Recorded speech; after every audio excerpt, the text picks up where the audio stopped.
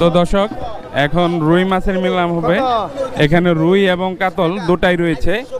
তো আপনাদের অবগতির জন্য জানিয়ে রাখি, এটি হচ্ছে রশিদপুর বটতলা পাইকারি মাছের বাজার, যেটি আমাদের জামালপুর শহরের খুবই নিকটে অবস্থিত এবং সবচেয়ে বড় মাছের বাজার।